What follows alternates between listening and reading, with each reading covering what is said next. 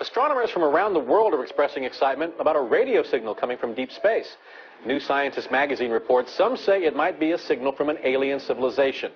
The signal coming from a point between the Pisces and Aries constellations has been detected 3 times by the SETI radio telescope in Puerto Rico. The giant antenna uses a worldwide network of personal computers to sift radio signals from space. Sounds like a movie. It does. Contact, maybe? Yeah, Thank you, Bill. Bay Area scientists today said we need to decide what we're going to say to extraterrestrials. A recent discovery of a mystery signal, along with new technology, are leading some to predict we'll soon have a chance for a cosmic conversation. It's really startling when you think about it. KTVU Health and Science Editor John Fowler is here now with more. John? Startling it is, and it could be humanity's most important message, a simple hello. Across the globe, radio receivers like these are listening for a signal of intelligent life in the universe. And as in the movie Contact, real astronomers today say they have at least one mystery signal picked up by this dish in Puerto Rico last month. And they're confident technical advances will turn up a sign of ET. We probably won't be able to decode it. We'll know they're out there, there's something out there, but we won't know much about their civilization. To come here and, molest us. According to the famous Drake equation, astronomers estimate there are some 10,000 intelligent civilizations just in our galaxy. The nearest one is likely very far away. But many scientists urge caution when it comes to initiating contact. They say it might be foolish, even dangerous for Earth, to assume we know all the risks. I don't think Earthlings should transmit messages right now. We're an emerging civilization. We're just getting in the game. Wertheimer heads the SETI at Home project at UC Berkeley. He says listening is one thing, replying quite another. We're just learning how to do this, and we really don't know what we're up to, and so we need to be careful.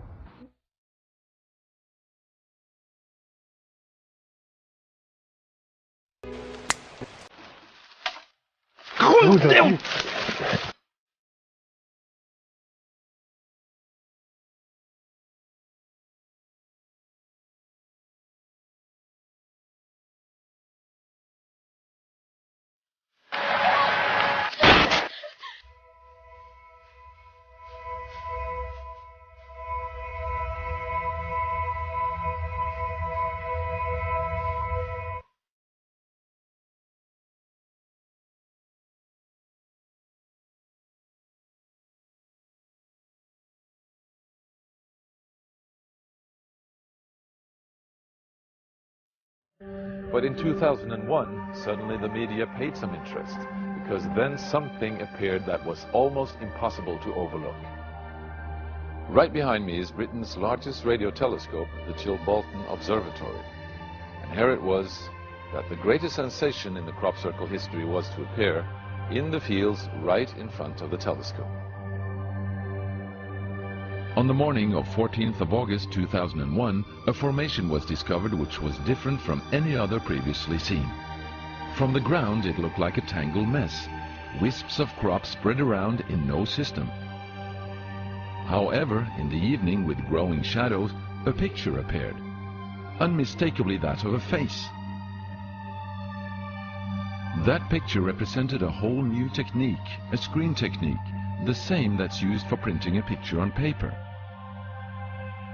3 days later, the face was joined by something that looked like a data strip. Rows of counters made out of standing and flattened crop. But soon an astonishing similarity is discovered. In 1974, the astronomer Carl Sagan composed a message that NASA sent into space from the Arecibo telescope in Puerto Rico. Binary figures which constituted a graphic code presenting key factors about humans and the planet we live on. 27 years later, an identical pattern appears in a crop field right in front of a similar radio telescope.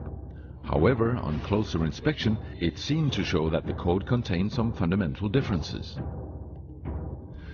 Sagan's message explained our calculation system, the dominant chemical substances within the elements that create life on Earth, about our DNA code, humans' height and quantity, and that we live on the third planet in our solar system, and lastly, a sketch of our radio telescope. The message received described the same calculation system, but that silicon is most dominant in life forms in contrast to carbon. The drawing also clearly shows a humanoid figure with large head in relation to its body. It's also explained that they have an extra string in their DNA, are approximately 4 feet tall, inhabit the 3rd, 4th and 5th planets in their solar system, and have a population of around 21.3 billion. Underneath, the telescope has been replaced by something more complex. 1 year earlier, a strange crop circle had appeared in the same place. Is this the same illustration as in the sender's code? Is this the correspondent's radio telescope?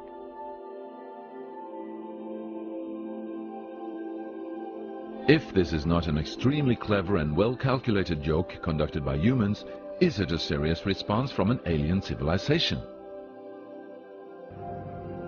The Chilbolton crop formations really gave new life to the speculations of who is behind this. Is it aliens? Where do they come from? And what is their purpose of this type of communication?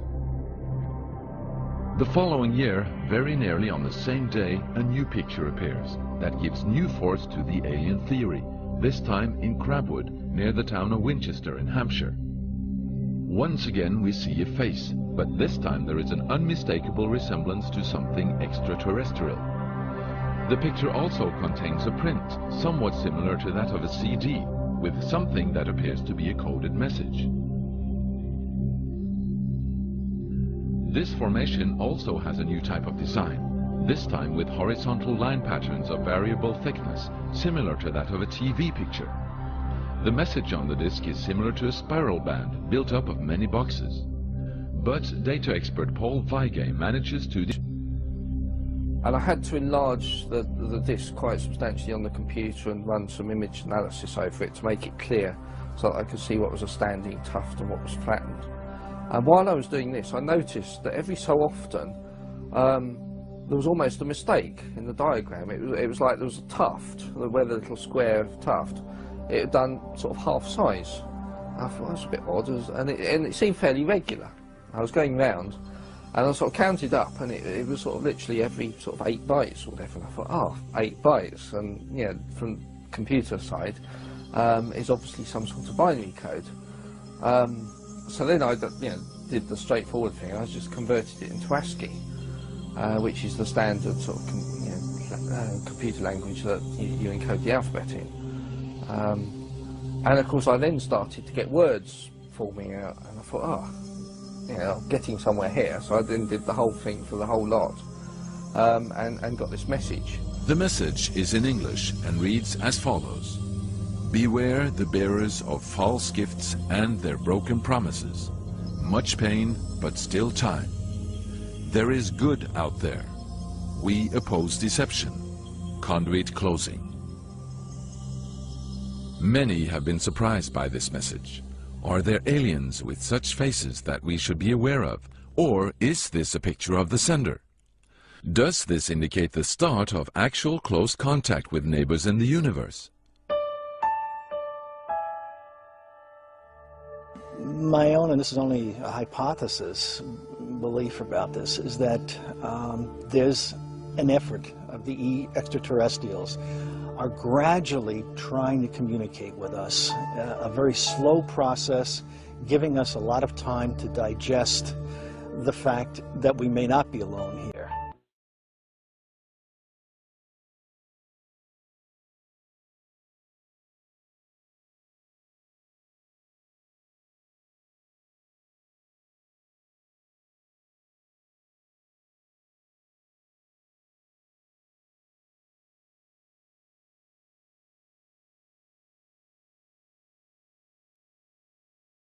Here we have an amateur astronomer capable of catching these things with his small telescope and a small camcorder. As it always goes with discoverers of great things, he has no funding, no high-end telescopes, no high-end cameras. He has found something that through his apparatus that he invented is capable of capturing interstellar spacecraft.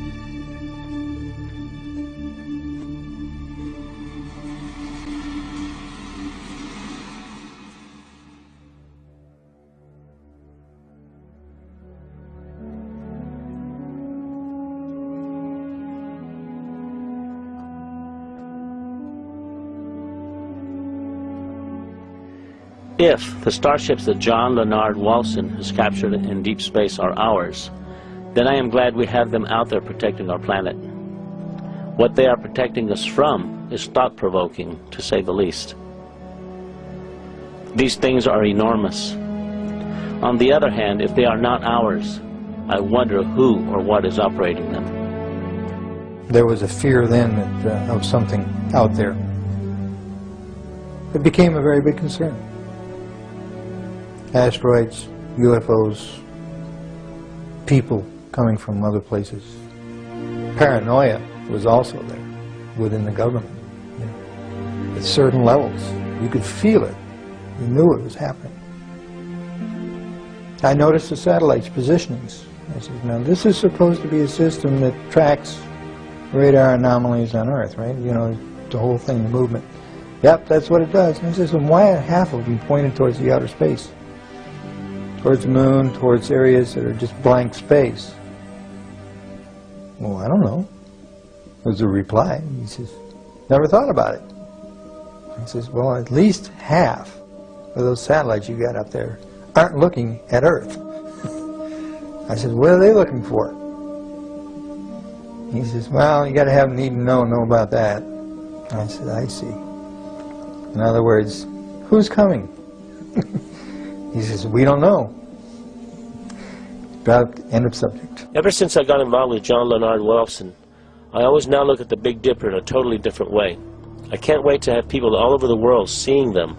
The great thing about the interstellar starships is we know where they are.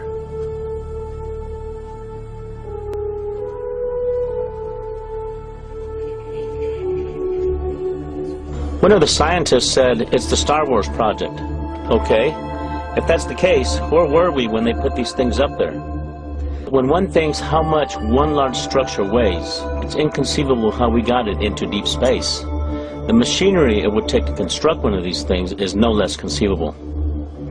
And the fact that they can expand and transform into different shapes in deep space is extraordinary. There are questions I have. If they are man-made, then we must have technologies that are way beyond our comprehension. What kind of energy systems are being applied here? This is one big puzzle that has yet to be solved, or at the very least, acknowledged.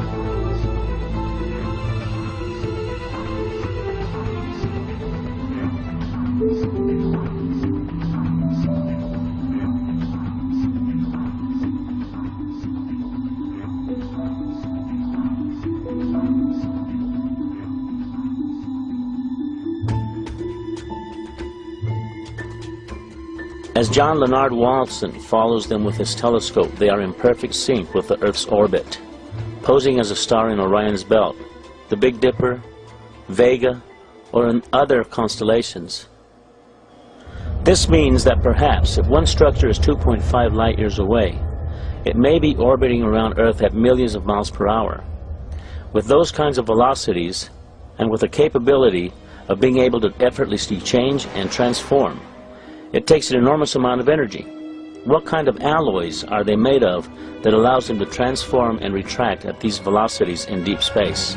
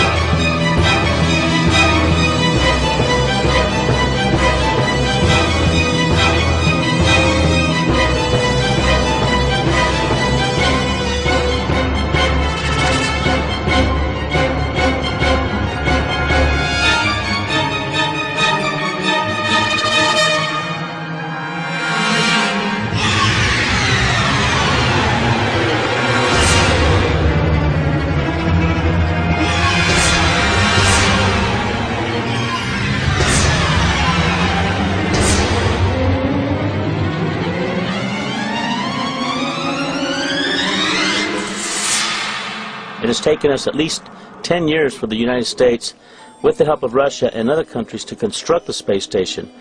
And when you look at these huge structures that are in deep space, you just have to wonder, what are these things? Who inhabits them? There are rumors about secret projects where men and women have been sent into outer space as an exchange program. You need to think about this. We have wars going on right now here on Earth. Our planet is in turmoil. People of the Earth have no concept as to what reality is anymore. We are too busy fighting terrorists, too busy looking out for human enemies. Is something more sinister awaiting our planet? Are we under observation and under close scrutiny? We don't know what we are about to learn about the interstellar communities that are obviously among us, orbiting our planet in our immediate solar system. For the moment, we have barely tipped the iceberg.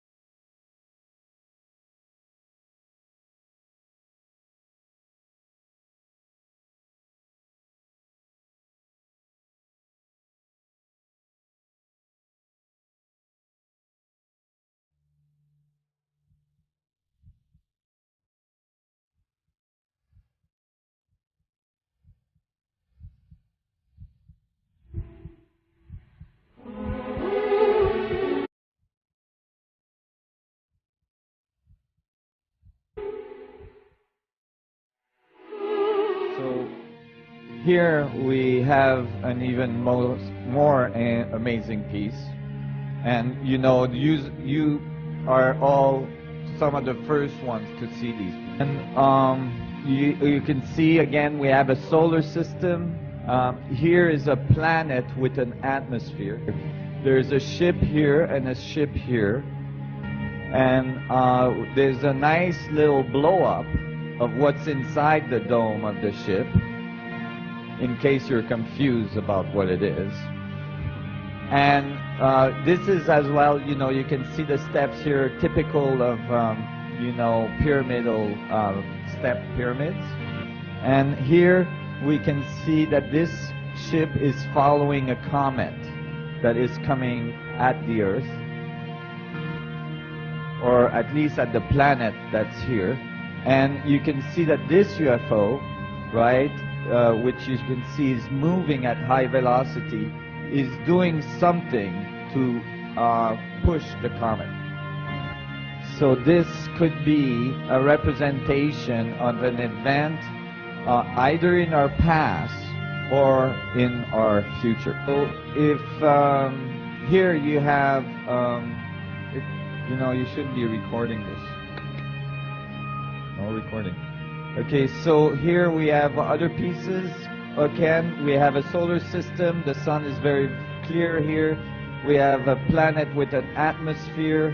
We have another planet here, and we got an ascending ship here, another one down there, and then one inside the sun flare. So here, so here we see a UFO coming out of the sun. It's very specific.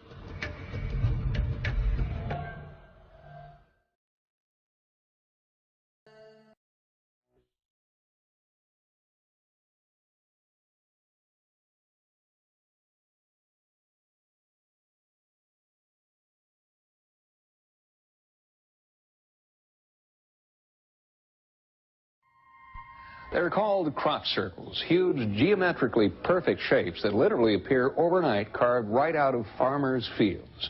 Some believe they're UFO landing pads. Others think they might be some sort of cosmic road sign. And, of course, many people just think they are hoaxes. Recently, the story of these crop circles took a dramatic turn. For the first time, physical evidence of their creation may have been discovered.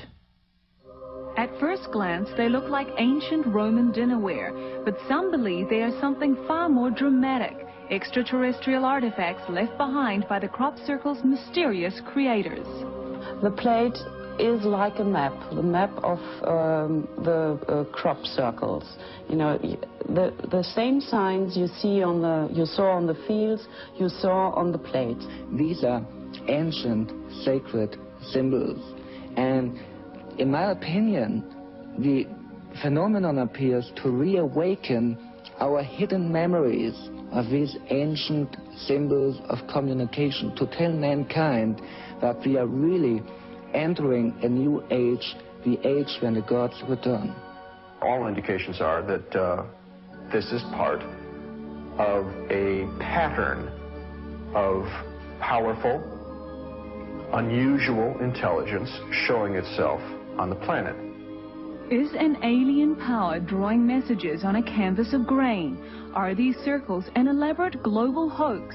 Our story of the latest development in this mystery begins on the morning of July 20th, 1991, when jogger Hans Slan discovered these patterns carved into the wheat fields of Grasdorf, Germany. 150 feet long and 50 feet wide, they were inscribed with ancient symbols that appeared to be in the lost Celtic language. This is a message. This is indeed a message by a non-human intelligence. After receiving a telephone tip, local journalist Claudia Briebach was one of the first investigators to arrive on the scene. She immediately ordered a series of aerial photographs for analysis. They were just huge. They were really amazing because they were so huge, and I first thought it couldn't be a human being doing this. If it's a human being having done this, it's a genius, really. Because I think it was about 100 meters long, and the circles were exactly made, and it was really beautiful. Our investigative team invited German researcher and author Michael Hessemann to analyze the origins of the Grasdorf circles. He began with a land survey to determine if the circles could possibly be a hoax. If you fake them, you would really align them with the tram lines. But they are not in alignment to the tram lines. And it is exactly in an east-west alignment. And so really guide me to the conclusion that we have a real phenomenon and that they are not made by human beings. Analysis of soil and plant samples taken from the Grasdorf circles revealed some unusual characteristics. The stalks are bent but not broken. They lay down by the next one next to each other in a circular pattern. We found molecular changes, we found genetic changes, we found all indications of a great heat. Scientific tests performed by the Technical University in Berlin showed radiation levels inside the crop circles that were 172% higher than in the field around it. In April, psychic Helga Lundström visited another section of the Grasdorf fields, where the unexplained phenomena had been captured on film. This is amazing. She really detected the right side of what we call the sun wheel, what is one of the circles we had in the pictogram. And it is really amazing how she, after 2.5 years, really detected the right side for this formation here. The mystery intensified when metal detector tests of the crop circles uncovered 3 unusual metal plates. Each plate contained an image of the crop circle pictograph, exactly the same design that had been carved on the wheat fields. German historian Moschkotti Litvas helped analyze these metal plates that were found to be made of precious metals, bronze, silver and gold. I went with the plates with another man together to Berlin. There is an examination institute, a very, very big institute, and they found there is only silver in the silver plate, and the bronze is very unusual. We have never seen metallic plates like this. If you look on this picture, you see there are a lot of circles. But there are only 3 circles surrounded by half circles. And that are the places they found the 3 plates. In all the other circles, they found nothing. How could such elaborate designs appear overnight in the darkness? Why did these huge symbols mirror the images of the metal plates? These are only 2 of the many questions that surround these mysterious circles.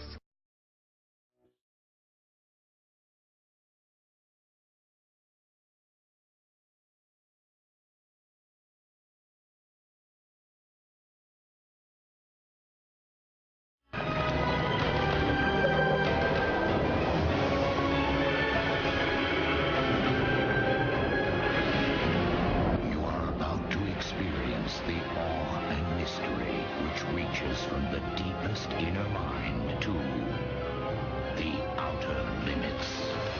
Please stand by. It's New York City. It's March 7th. Well, partly it's taken to these very strange images that are behind your head right now.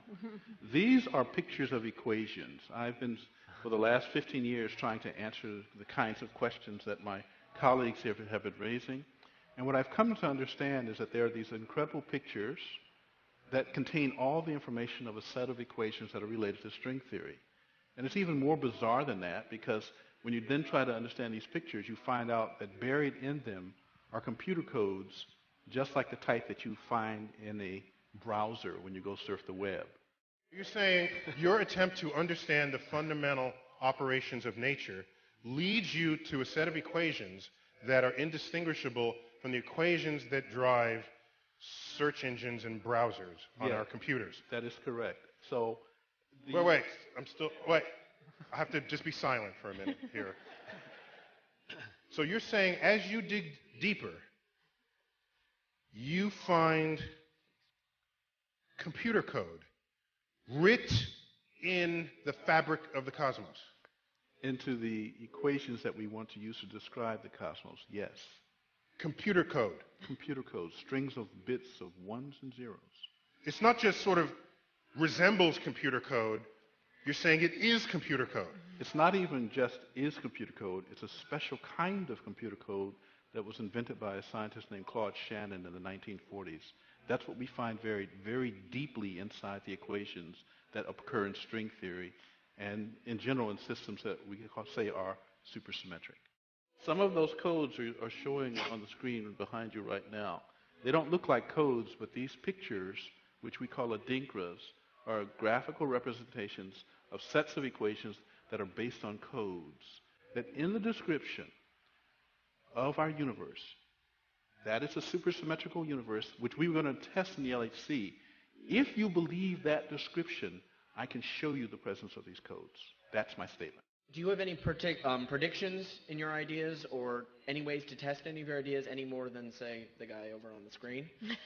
The work that I'm doing is, in fact, so theoretical that we don't understand yet whether it is even possible to complete the program. We have found these strange graphs. We know that they are equivalent to equations, and we have found in these equations computer codes. And so that's where we are right now. So I cannot give you a prediction. This work is less than 2 years old. But it's not that you recognize that you will need a prediction in order to. Someone recently asked me, said, well, you don't care about experiments, do you? And I said, no, that's exactly wrong, because you see, I have spent my career as a researcher worrying about supersymmetry. I would want to see an experiment before I shuffle off this mortal coil, so that I know that I did not waste my entire. This is towards Dr. Gates. Curious about your theory. You say there's computer code in these equations. Now, computer code is generally just instructions for a processor. And I'm curious as to what the instructions you're finding are. And if you're not sure what's to say that it's actually computer code, I mean, theoretically, the number pi has all the data that's ever existed. Well, we say that they're computer codes. You mean the digits in pi? Yes. Yes. Okay. We say they're computer codes, first of all, because the structure of the equation is such that they dictate that there are certain things that are actually strings of ones and zeros. That's just digital data. But it's not just random ones and zeros. As I mentioned earlier, let me talk about something that you probably do every day, but I don't know if you're a computer scientist or not. Most of us sit at our... Sounds that kind of fluency, I say. Okay, well, most of us sit at our computer screens and we type on the keyboards, and we then send these, if we're using a browser, we're sending strings of ones and zeros elsewhere. But on the other hand, in the transmission process, there's always some fluctuations. So 0 that you type here because of static in line might be read as a 1 at the other end and vice versa. And so in fact, when you sit and type on the keyboard, your computer's doing something behind your back. Namely, it throws in a bunch of extra ones and zeros, and these things are called error correcting codes, so that the computer at the other end can look at the whole collection of what you typed plus what was sent and figure out if there were bits that were being flipped back and forth. And that's how you get accurate transmission of digital data. Among the codes that are used for this purpose are a special class of codes that are called block linear self-dual error correcting codes. They were first, in fact, the Shannon extended checksum code is an example of one of these things. These are the codes that we find buried in the equations. Not just any code, but these self-dual error correcting block codes. It's quite remarkable for anyone that I've talked to. We have no idea what these things are doing there. Any literature out? I'm sorry? Do you have any literature out that... I can give you technical references that almost nobody in the world can understand. But Jim, I thought you had a popular level article on this? Thank you. Yes, actually, so this past June, the British journal Physics World asked me to write a popular level description of what we have found. So in the June edition of Physics World, and it's published in London, the cover story is called Symbols of Power. It's about these weird symbols that have been showing behind us. We call these things adinkras. And so for a popular level description, yes, we've written that. But other than this one popular level description, it's all technical gobbledygook. Wonderful. And that's a technical term, by the way. Gobbledygook. Thank you.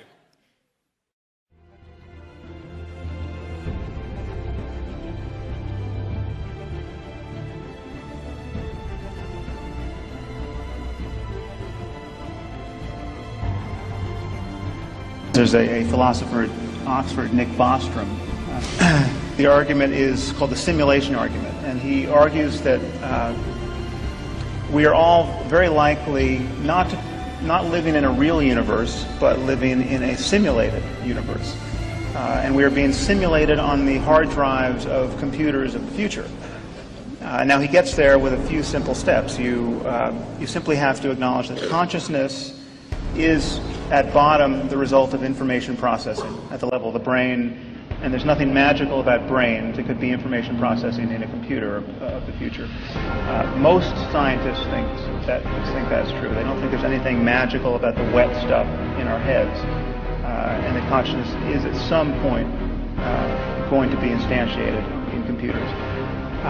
Then you simply have to grant that humans of the future will run simulations of the past in the way that we run simulations, the Sims games, and then there's just one short move that simulated universes, almost by definition, will outnumber real universes, and therefore we are a lot more likely to be among the simulated ancestors than the real ancestors. Now again, this everyone acknowledges it seems a little crazy, but the assumptions that you have to take on board are not so weak.